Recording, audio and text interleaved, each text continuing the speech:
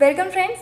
आज हम लोग महात्मा गांधी के वर्क हिंद स्वराज में टॉपिक पैसिव रेजिस्टेंस को कंटिन्यू करेंगे।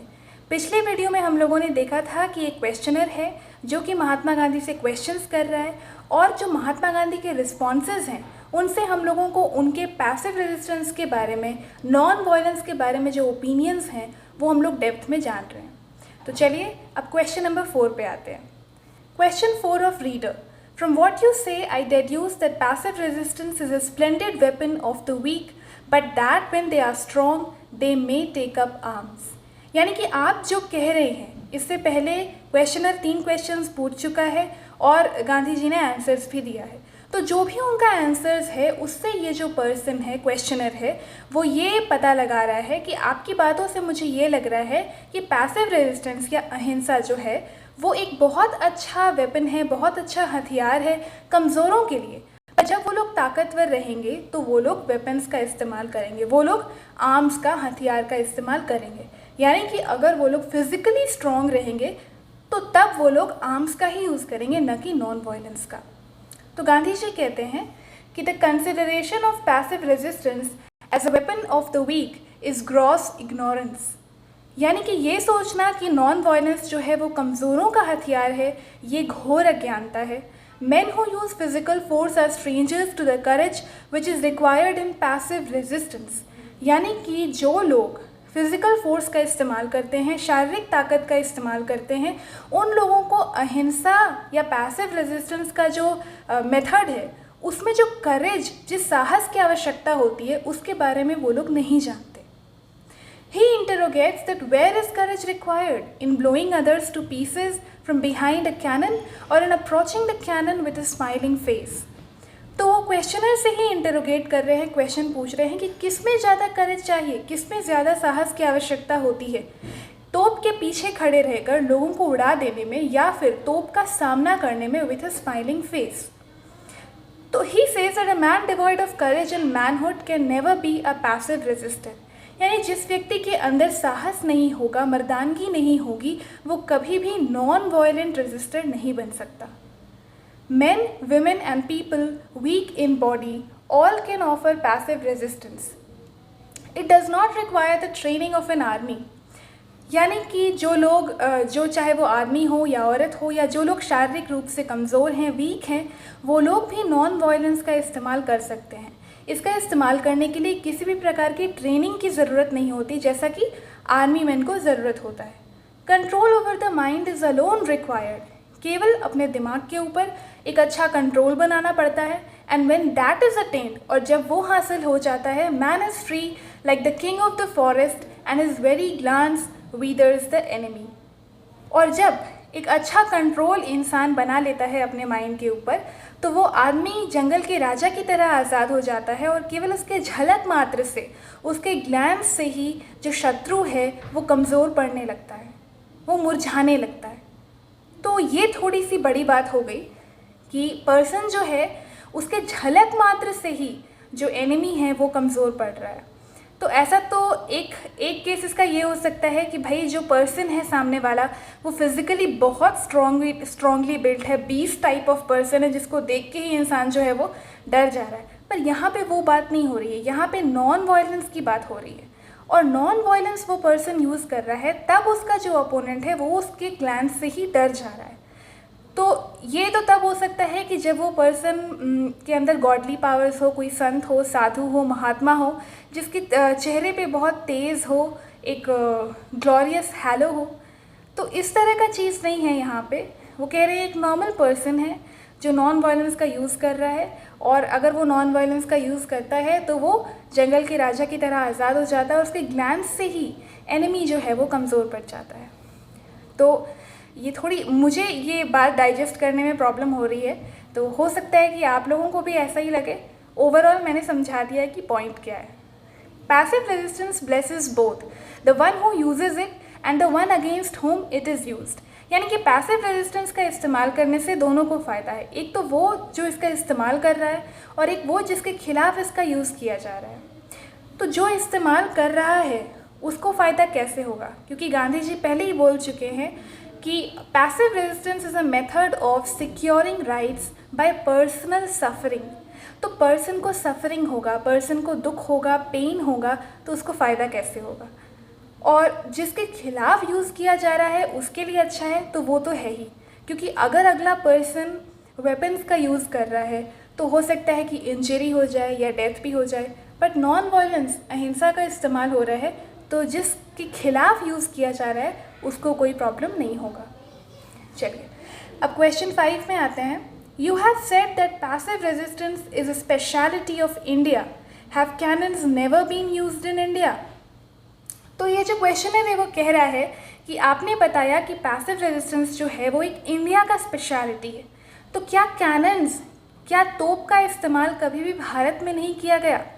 एक्चुअली जब गांधी जी ने तोप की बात की तो ऐसा तो अंग्रेज़ ही करते थे, मतलब जो भारत के राजा थे वो कभी अपनी प्रजा के ऊपर तोप का इस्तेमाल उन लोगों ने नहीं किया।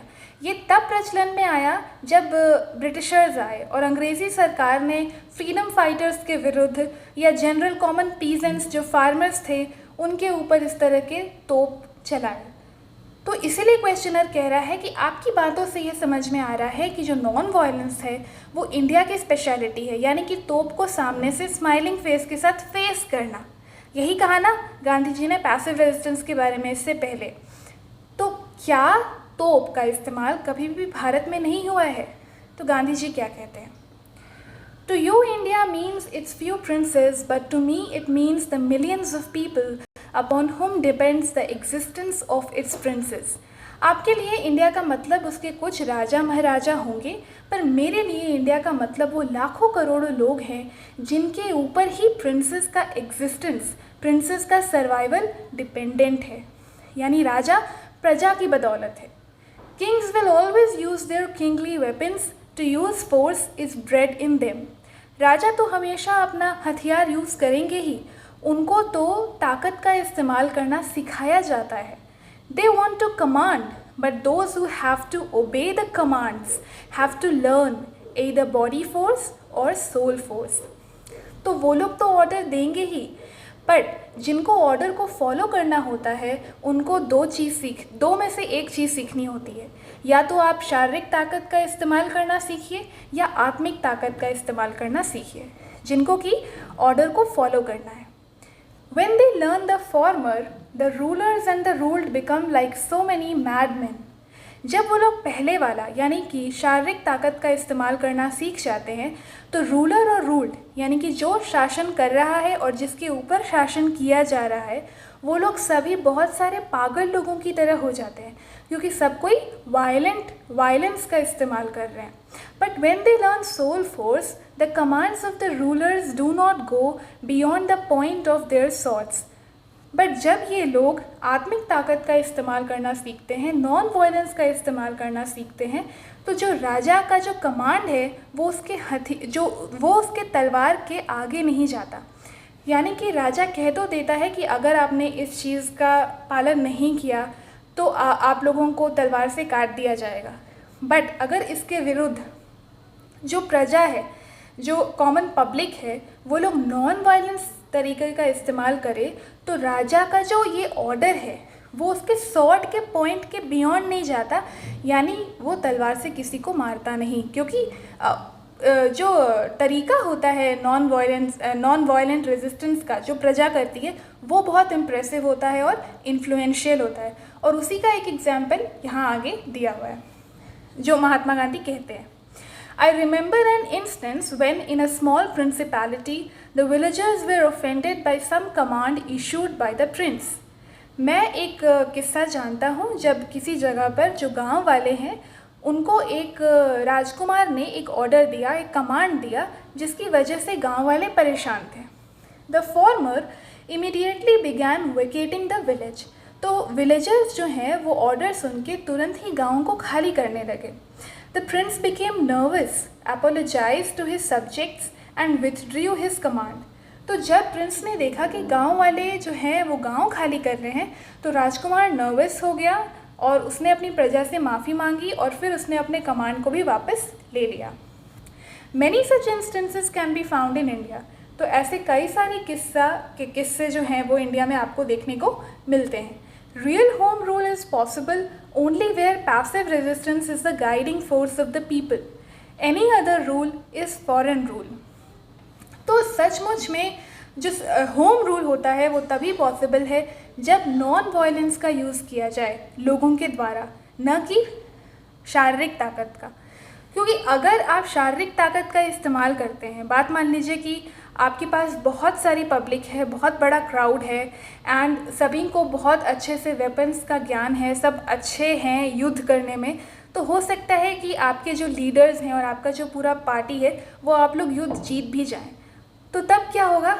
वही होगा जैसे पुराने ज़माना में होता था कि एक राजा जो है वो दूसरे राजा से फाइट करता है एंड फिर जब वो जीत जाता है तो उस जो हारे हुए राजा का किंगडम भी उसी के अंडर चला जाता है, फिर वहाँ पे उसी राजा का रूल होता है। वही फॉरेन रूल का बात हो रहा है कि अगर आप शारीरिक ताकत का इस्तेमाल करते हैं तो इस सेंस में होता यह है कि किसी न किसी जगह पे फॉरेन रूल आ जाता है। बट अगर आपको हर जगह पे होम रूल ही चाहिए तो your method should be non violence. चलिए अब आगे ये सुन के रीडर क्या क्वेश्चन करता है कि then you will say that it is not at all necessary for us to train the body.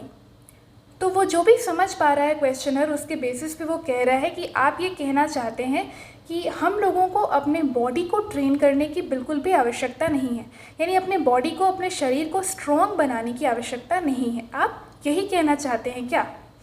तो गांधी जी कहते हैं कि I will certainly not say any such thing, यानी मैं ऐसा कुछ भी नहीं कह रहा। It is difficult to become a passive resister unless the body is trained. Passive resister बनना, अहिंसा का इस्तेमाल करना डिफ़िकल्ट है जब तक कि बॉडी को ट्रेनिंग नहीं दी जाती, जब तक कि हमारा शरीर मजबूत नहीं होता। As a rule the mind residing in a body that has become weakened by pampering is also weak, यानी कि उस पर्सन का मस्तिष्क, उस पर्सन का माइंड ऑटोमेटिकली कमज़ोर हो जाता है जिस पर्सन का बॉडी पैम्परिंग की वजह से कमज़ोर हो चुका है। पैम्परिंग का मतलब होता है एक लग्जरियस लाइफस्टाइल जिसमें कि आपको बहुत केयर और लव दिया जाता है और जिसकी वजह से हर चीज़ आपको हाथ में मिल जाता है और आपको आपके हाथ पाँव को हिलाने का या कुछ करने का ज़रूरत नहीं पड़ता। तो वैसे में क्या है कि आपकी शरीर जो है वो कमज़ोर पड़ जाती है। तो अगर आपका शरीर कमज़ोर हो चुका है तो उस पर्सन का माइंड भी ऑटोमेटिकली कमज़ोर हो जाता है। And where there is no strength of mind there can be no strength of soul. और जब आपका दिमाग कमज़ोर हो जाता है तो आपकी आत्मा की शक्ति भी कमज़ोर हो जाती है। तो तीनों चीज़ें जो हैं वो रिलेटेड हैं। We shall have to improve our physique by getting rid of infant marriages and luxurious living.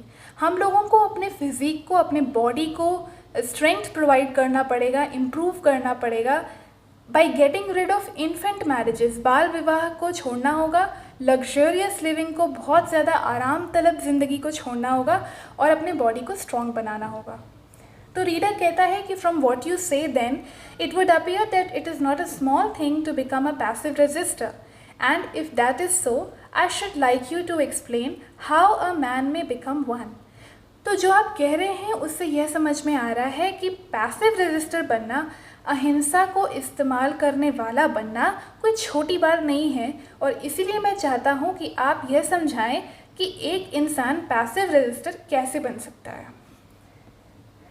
तो गांधी जी कहते हैं कि to become a passive resister is easy enough but it is also equally difficult.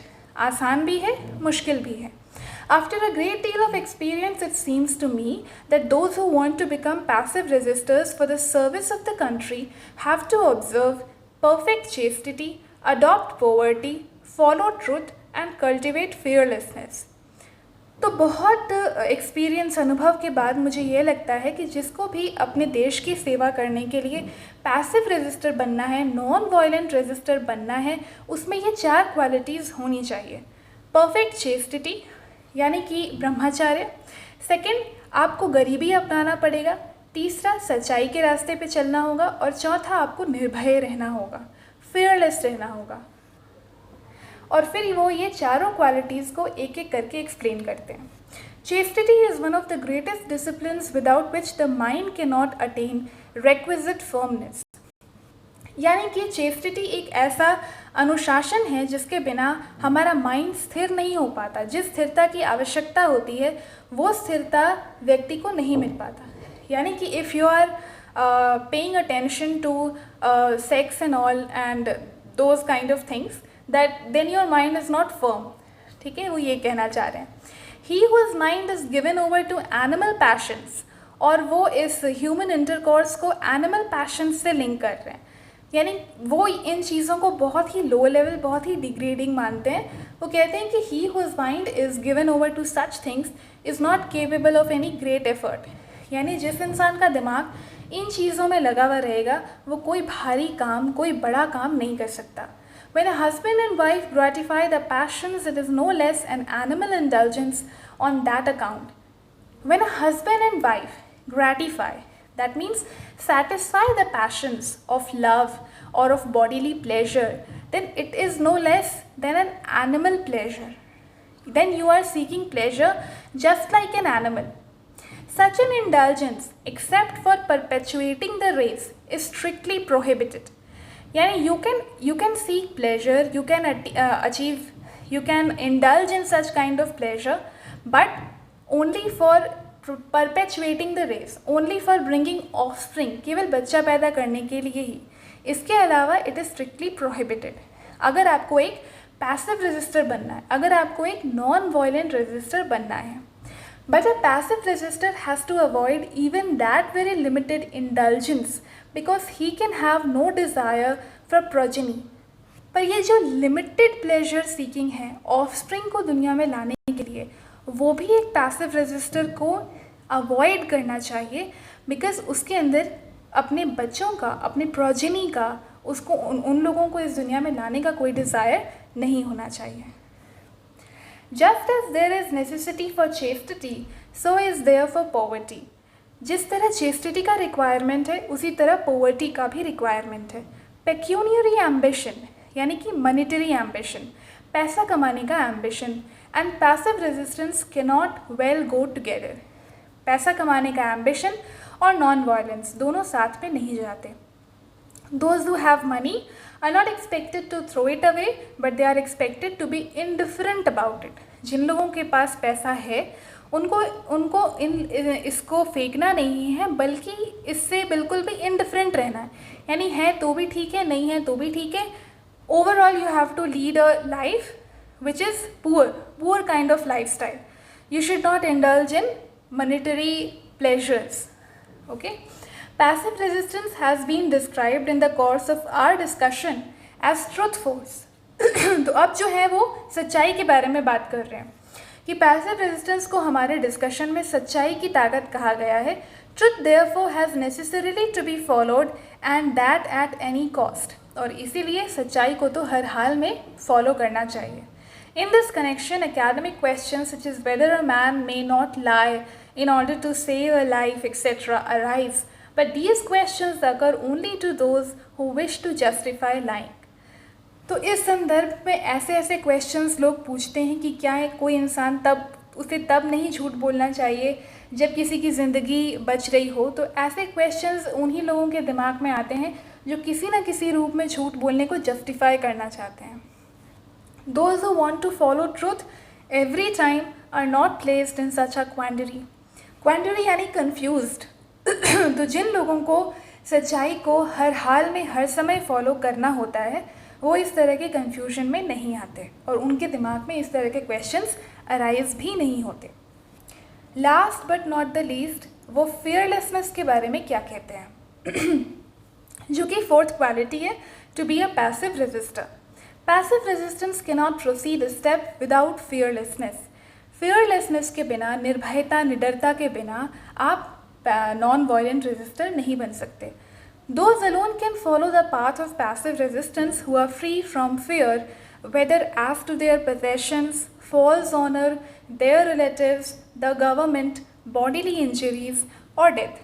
जिनको भी passive resistance के रास्ते को follow करना है उनको हर प्रकार के डर से मुक्त होना पड़ेगा, चाहे वो उनके पोजेशंस यानी उनके बिलोंगिंग्स का कोई डर हो, उसके खो जाने का डर हो, फॉल्स ऑनर झूठी प्रतिष्ठा खो जाने का डर हो, रिलेटिव्स कुछ बात कहेंगे, उसका डर हो, सरकार का डर हो कि अगर मैं सरकार के द्वारा लाई गई इस गलत कानून का विरोध करूंगा तो सरकार क्या करेगी, सरकार मुझे किस तरह की बॉडीली इंजरीज़ दे सकती है, या इन बॉडीली इंजरीज़ के होते होते एंड सीवियर होते होते हो सकता है मेरी डेथ भी हो जाए।